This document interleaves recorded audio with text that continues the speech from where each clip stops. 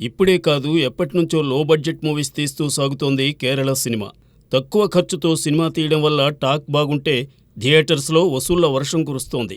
దాంతో మలయాళ చిత్రసీమ ఎక్కువ success rate చూస్తోంది. అక్కడ మమ్ముట్టి, మోహన్ లాల్ వంటి స్టార్స్ ఉన్నప్పటికీ వారు కూడా తమ సినిమాల్లో బడ్జెట్ను పెంచకుండా నియంత్రించుకుని సినిమాలు తీస్తున్నారు. అయితే సౌత్లో తెలుగు, తమిళ సినిమా రంగాలు ప్రపంచవ్యాప్తంగా సందడి చేస్తున్నాయి. వీటితో పాటు కన్నడ సినిమా కూడా తన ఉనికి చాటుకుంటోంది. ఈ నేపథ్యంలో మలయాళ సినిమా కూడా జోరు పెంచాలని చూస్తోంది. ఈ ఏడాది 5 నెలల్లోనే మలయాళ సినిమా 1000 కోట్ల రూపాయలు చూసింది.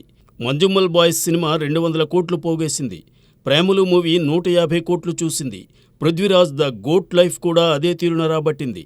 ఫహాద్ ఫాజిల్ ఆవేశం సైతం 150 కోట్ల దాకా చూసింది.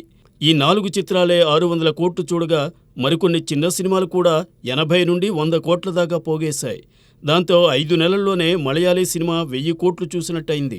థియేటర్ల నుండి రాబట్టే సొమ్ములే కాకుండా డిజిటల్, శాటిలైట్ ద్వారా కూడా ఈ మధ్య మలయాళ సినిమాల వసూళ్లు పెరిగాయి.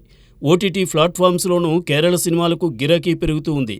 ఈ నేపథ్యంలో మలయాళ సినీ జనం మరింత వెరైటీ మూవీస్ తీసి జనాన్ని ఆకట్టుకునే ప్రయత్నంలో ఉన్నారు. ఇలా కూడా మెల్లగా మలయాళ సినిమా వసూళ్లు పెంచుకుంటోంది. పెట్టుబడికి తగ్గ రాబడి ఉన్నప్పుడే లాభాలు చూస్తాం.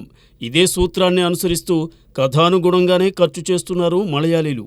అన్ని వర్గాల వారిని ఆకట్టుకునే కథాంశం ఉంటే అనువాద రూపంలోనూ మంచి లాభాలే వస్తున్నాయి. ఈ ఏడాది ముగిసేసరికి సౌత్లో పెట్టుబడికి తగ్గ రాబడి చూసిన చిత్రసీమగా మలయాళ సినిమా రంగం వెలిగేలా ఉంది. ఇంకా ఎన్ని వెరైటీస్తో మలయాళీలు అలరిస్తారో చూద్దాం.